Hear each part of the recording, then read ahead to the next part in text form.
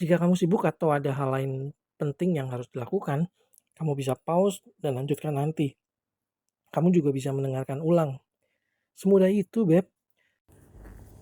Kisah para Rasul Fatsal 19 ayat 21 sampai 40. Demetrius menimbulkan huru-hara di Efesus. Kemudian daripada semuanya itu, Paulus bermaksud pergi ke Yerusalem melalui Makedonia dan Akaya. Katanya, sesudah berkunjung ke situ, aku harus melihat Roma juga. Lalu ia menyuruh 2 orang pembantunya, yaitu Timotius dan Erastus, mendahulunya ke Makedonia. Tetapi ia sendiri tinggal beberapa lama lagi di Asia. Kira-kira pada waktu itu timbul huru-hara besar mengenai jalan Tuhan. Sebab ada seorang bernama Demetrius, seorang tukang perak yang membuat kuil-kuilan Dewi Artemis dari perak. Usahanya itu mendatangkan penghasilan yang tidak sedikit bagi tukang-tukangnya. Ia mengumpulkan mereka bersama-sama dengan pekerja-pekerja lain dalam perusahaan itu dan berkata, "Saudara-saudara, kamu tahu bahwa kemakmuran kita adalah hasil perusahaan ini. Sekarang kamu sendiri melihat dan mendengar bagaimana Paulus bukan saja di Efesus, tetapi juga hampir di seluruh Asia telah membujuk dan menyesatkan banyak orang dengan mengatakan bahwa apa yang dibuat oleh tangan manusia bukanlah dewa. Dengan jalan demikian, bukan saja perusahaan kita berada dalam bahaya untuk dihina orang, tetapi juga kuil Artemis, dewi besar itu, berada dalam bahaya akan kehilangan artinya. Dan Artemis sendiri, Artemis yang disembah oleh seluruh Asia dan seluruh dunia yang beradab, akan kehilangan kebesarannya." Mendengar itu, meluaplah amarah mereka.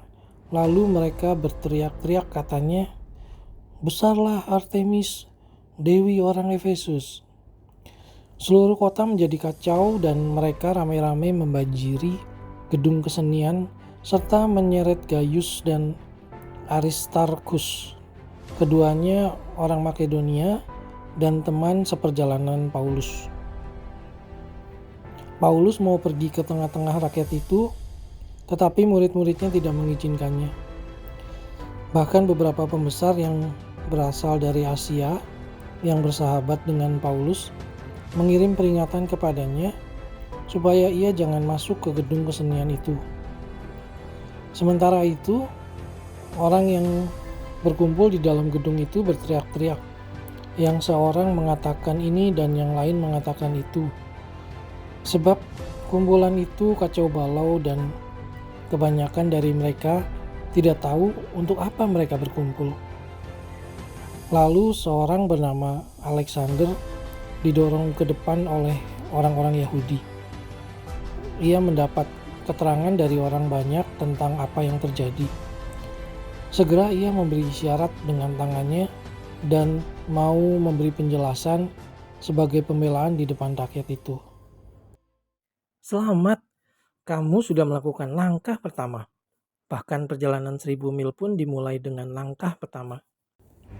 Tetapi ketika mereka tahu bahwa ia adalah orang Yahudi, berteriaklah mereka bersama-sama kira-kira 2 jam lamanya, "Besarlah Artemis, dewi orang Efesus."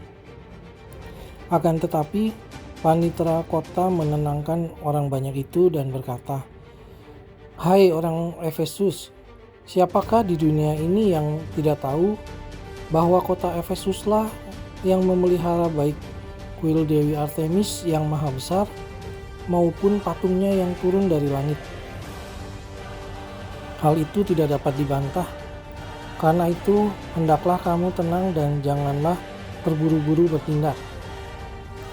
Sebab kamu telah membawa orang-orang ini ke sini, walaupun mereka tidak merampok kuil dewi kita dan tidak menghujat namanya.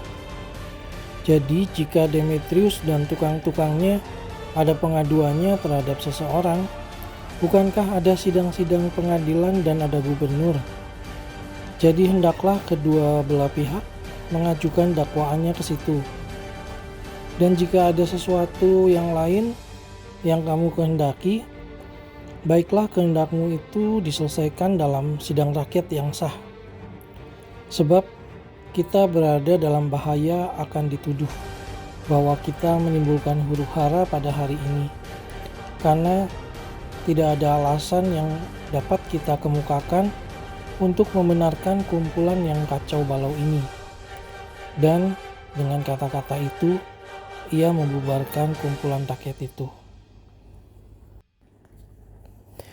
Kisah Para Rasul pasal 20 ayat 1-12. Setelah reda keributan itu, Paulus memanggil murid-murid dan menguatkan hati mereka, dan sesudah minta diri, ia berangkat ke Makedonia. Ia menjelajah daerah itu dan dengan banyak nasihat menguatkan hati saudara-saudara di situ. Lalu tibalah ia di tanah Yunani. Sesudah 3 bulan lamanya tinggal di situ, ia hendak berlayar ke Syria. Tetapi pada waktu itu, orang-orang Yahudi bermaksud membunuh dia. Karena itu, ia memutuskan untuk kembali melalui Makedonia. Ia disertai oleh Sopater anak Pirus dari Berea, dan Aristarkus dan Sekendus, keduanya dari Tesalonika, dan Gaius dari Derbe, dan Timotius, dan 2 orang dari Asia, yaitu Tikhikus dan Trofimus. Mereka itu berangkat lebih dahulu dan menantikan kami di Troas.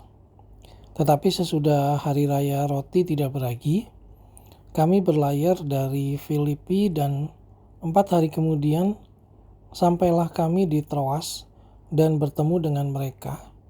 Di situ kami tinggal 7 hari lamanya. Jangan lupa di-subscribe biar aku bisa bacain Alkitab buat kamu setiap hari. Pada hari pertama dalam minggu itu, ketika kami berkumpul untuk memecah-mecahkan roti, Paulus berbicara dengan saudara-saudara di situ, karena ia bermaksud untuk berangkat pada keesokan harinya. Pembicaraan itu berlangsung sampai tengah malam. Di ruang atas di mana kami berkumpul, dinyalakan banyak lampu. Seorang pemuda bernama Eutikus duduk di jendela. Karena Paulus amat lama berbicara, orang muda itu tidak dapat menahan kantuknya. Akhirnya ia tertidur lelap dan jatuh dari tingkat ketiga ke bawah. Ketika ia diangkat orang, ia sudah mati. Tetapi Paulus turun ke bawah. Ia merebahkan diri ke atas orang muda itu, mendekapnya dan berkata, "Jangan ribut, sebab ia masih hidup." Setelah kembali di ruang atas, Paulus memecah-mecahkan roti lalu makan. Habis makan, masih lama lagi ia berbicara sampai fajar menyingsing. Kemudian ia berangkat. Sementara itu mereka mengantarkan orang muda itu hidup ke rumahnya, dan mereka semua merasa sangat terhibur. Kisah Para Rasul pasal 20 ayat 13-16. Dari Troas ke Miletus. Kami berangkat lebih dahulu ke kapal dan berlayar ke Asos dengan maksud untuk menjemput Paulus di situ sesuai dengan pesannya. Sebab ia sendiri mau berjalan kaki melalui darat. Ketika ia bertemu dengan kami di Asos, kami membawanya ke kapal, lalu melanjutkan pelayaran kami ke Metilene. Dari situ kami terus berlayar, dan pada keesokan harinya kami berhadapan dengan Pulau Kios. Pada hari berikutnya kami menuju Samos, dan sehari kemudian tibalah kami di Miletus. Paulus telah memutuskan untuk tidak singgah di Efesus, supaya jangan habis waktunya di Asia. Sebab ia buru-buru agar jika mungkin ia telah berada di Yerusalem pada hari raya Pentakosta. Kisah Para Rasul pasal 20 ayat 17-38. Perpisahan Paulus dengan para penatua jemaat Efesus. Karena itu ia menyuruh seorang dari Miletus ke Efesus dengan pesan supaya para penatua jemaat datang ke Miletus.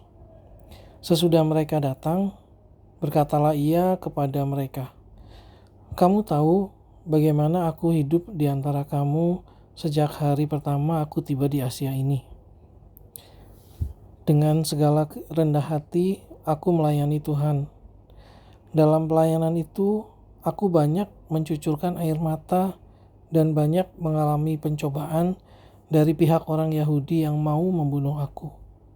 85-86 ayat sehari. Selesai dengar Alkitab dalam 1 tahun? Kamu bisa. Kita pasti bisa. Sungguh pun demikian, aku tidak pernah melalaikan apa yang berguna bagi kamu. Semua kuberitakan dan kuajarkan kepada kamu, baik di muka umum maupun dalam perkumpulan-perkumpulan di rumah kamu. Aku senantiasa bersaksi kepada orang-orang Yahudi dan orang-orang Yunani, supaya mereka bertobat kepada Allah dan percaya kepada Tuhan kita Yesus Kristus. Tetapi sekarang, sebagai tawanan roh, aku pergi ke Yerusalem dan aku tidak tahu apa yang akan terjadi atas diriku di situ, selain daripada yang dinyatakan Roh Kudus dari kota ke kota kepadaku, bahwa penjara dan sengsara menunggu aku. Tetapi aku tidak menghiraukan nyawaku sedikitpun, asal saja aku dapat mencapai garis akhir dan menyelesaikan pelayanan yang ditugaskan oleh Tuhan Yesus kepadaku untuk memberi kesaksian tentang Injil kasih karunia Allah. Dan sekarang aku tahu bahwa kamu tidak akan melihat mukaku lagi, kamu sekalian yang telah kukunjungi untuk memberitakan kerajaan Allah. Sebab itu, pada hari ini aku bersaksi kepadamu bahwa aku bersih, tidak bersalah terhadap siapapun yang akan binasa. Sebab aku tidak lalai memberitakan seluruh maksud Allah kepadamu. Karena itu, jagalah dirimu dan jagalah seluruh kawanan. Karena kamulah yang ditetapkan Roh Kudus menjadi pemilik untuk mengembalakan jemaat Allah yang diperolehnya dengan darah anaknya sendiri. Aku tahu bahwa sesudah aku pergi, serigala-serigala yang ganas akan masuk ke tengah-tengah kamu dan tidak akan menyayangkan kawanan itu. Bahkan dari antara kamu sendiri akan muncul beberapa orang yang dengan ajaran palsu mereka berusaha menarik murid-murid dari jalan yang benar dan supaya mengikut mereka. Sebab itu, berjaga-jagalah dan ingatlah bahwa aku 3 tahun lamanya siang malam dengan tiada berhenti-hentinya menasehati kamu masing-masing dengan mencucurkan air mata. Dan sekarang aku menyerahkan kamu kepada Tuhan dan kepada firman kasih karunia-Nya yang berkuasa membangun kamu dan menganugerahkan kepada kamu bagian yang ditentukan bagi semua orang yang telah dikuduskannya. Perak atau emas atau pakaian tidak pernah aku ingini dari siapapun juga. Kamu sendiri tahu bahwa dengan tanganku sendiri aku telah bekerja untuk memenuhi keperluanku dan keperluan kawan-kawan seperjalananku. Dalam segala sesuatu telah kuberikan contoh kepada kamu, bahwa dengan bekerja demikian, kita harus membantu orang-orang yang lemah dan harus mengingatkan perkataan Tuhan Yesus.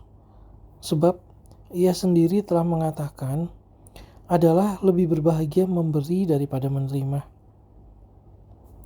Sesudah mengucapkan kata-kata itu, Paulus berlutut dan berdoa bersama-sama dengan mereka semua.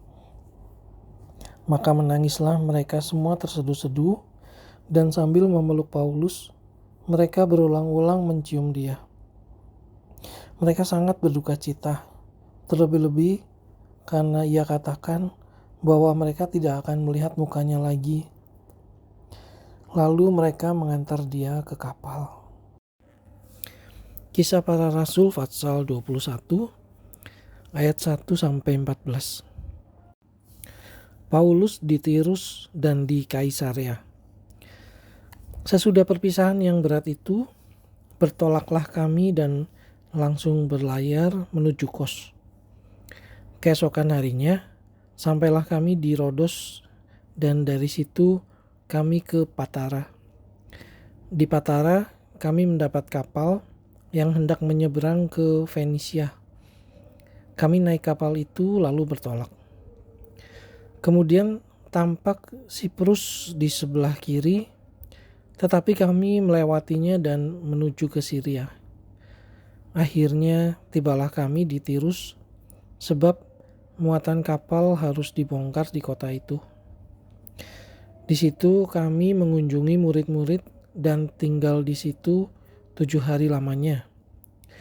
Oleh bisikan roh, murid-murid itu menasihati Paulus supaya ia jangan pergi ke Yerusalem. Tetapi setelah lewat waktunya, kami berangkat meneruskan perjalanan kami. Murid-murid semua dengan istri dan anak-anak mereka mengantar kami sampai keluar kota, dan di tepi pantai kami berlutut dan berdoa. Sesudah minta diri, kami naik ke kapal dan mereka pulang ke rumah. Dari Tirus, kami tiba di Ptolemais, dan di situ berakhirlah pelayaran kami. Kami memberi salam kepada saudara-saudara dan tinggal 1 hari di antara mereka. Pada keesokan harinya, kami berangkat dari situ dan tiba di Kaisarea. Kami masuk ke rumah Filipus, pemberita Injil itu, yaitu satu dari ke-7 orang yang dipilih di Yerusalem, dan kami tinggal di rumahnya. Filipus mempunyai 4 anak dara yang beroleh karunia untuk bernubuat. Setelah beberapa hari kami tinggal di situ, datanglah dari Yudea seorang nabi bernama Agabus. Ia datang pada kami lalu mengambil ikat pinggang Paulus. Sambil mengikat kaki dan tangannya sendiri, ia berkata, "Demikianlah kata Roh Kudus. Beginilah orang yang mempunyai ikat pinggang ini akan diikat oleh orang-orang Yahudi di Yerusalem dan diserahkan ke dalam tangan bangsa-bangsa lain." Mendengar itu, kami bersama-sama dengan murid-murid di tempat itu meminta supaya Paulus jangan pergi ke Yerusalem. Tetapi Paulus menjawab, "Mengapa kamu menangis? Dan dengan jalan demikian mau menghancurkan hatiku? Sebab aku ini rela bukan saja untuk diikat, tetapi juga untuk mati di Yerusalem oleh karena nama Tuhan Yesus. Karena ia tidak mau menerima nasihat kami menyerah dan berkata, 'Jadilah kehendak Tuhan.'" Kisah Para Rasul pasal 21 ayat 15-26. Pertemuan Paulus dengan Yakobus di Yerusalem. Sesudah beberapa hari lamanya tinggal di Kaisarea, berkemaslah kami lalu berangkat ke Yerusalem. Bersama-sama dengan kami turut juga beberapa murid dari Kaisarea. Mereka membawa kami ke rumah seorang yang bernama Manason. Ia dari Siprus dan sudah lama menjadi murid. Kami akan menumpang di rumahnya. Ketika kami tiba di Yerusalem, semua saudara menyambut kami dengan suka hati. Pada keesokan harinya, pergilah Paulus bersama-sama dengan kami mengunjungi Yakobus. Semua penatua telah hadir di situ. Paulus memberi salam kepada mereka, lalu menceritakan dengan terperinci apa yang dilakukan Allah di antara bangsa-bangsa lain oleh pelayanannya. Mendengar itu mereka memuliakan Allah. Lalu mereka berkata kepada Paulus, "Saudara, lihatlah, beribu-ribu orang Yahudi telah menjadi percaya dan mereka semua rajin memelihara hukum Taurat. Tetapi mereka mendengar tentang engkau, bahwa engkau mengajar semua orang Yahudi yang tinggal di antara bangsa-bangsa lain untuk melepaskan hukum Musa, sebab engkau mengatakan supaya mereka jangan menyunatkan anak-anaknya dan jangan hidup menurut adat istiadat kita. Jadi bagaimana sekarang? Tentu mereka akan mendengar bahwa engkau telah datang kemari. Sebab itu, lakukanlah apa yang kami katakan ini. Di antara kami ada 4 orang yang bernazar. Bawalah mereka bersama-sama dengan engkau. Lakukanlah pentahiran dirimu bersama-sama dengan mereka dan tanggunglah biaya mereka, sehingga mereka dapat mencukurkan rambutnya. Maka semua orang akan tahu bahwa segala kabar yang mereka dengar tentang engkau sama sekali tidak benar, melainkan bahwa engkau telah memelihara hukum Taurat. Tetapi mengenai bangsa-bangsa lain yang telah menjadi percaya, sudah kami tuliskan keputusan-keputusan kami, yaitu mereka harus menjauhkan diri dari makanan yang dipersembahkan kepada berhala, dari darah, dari daging binatang yang mati dicekik, dan dari percabulan. Pada hari berikutnya, Paulus membawa orang-orang itu serta dengan dia, dan ia mentahirkan diri bersama-sama dengan mereka, lalu masuk ke bait Allah untuk memberitahukan bila mana pentahiran akan selesai dan persembahan akan dipersembahkan untuk mereka masing-masing. Sampai ketemu besok ya. Aku bacain kamu lagi ayat berikutnya. Kalau kamu baru menemukan channel ini, kamu bisa mulai dari hari ini. Dan pada tanggal yang sama dengan hari ini, di tahun depan, kamu sudah tamat mendengarkan semua ayat Alkitab lengkap. Ide hebat bukan? Ayo, tunggu apa lagi? Tekan tombol subscribe-nya sekarang.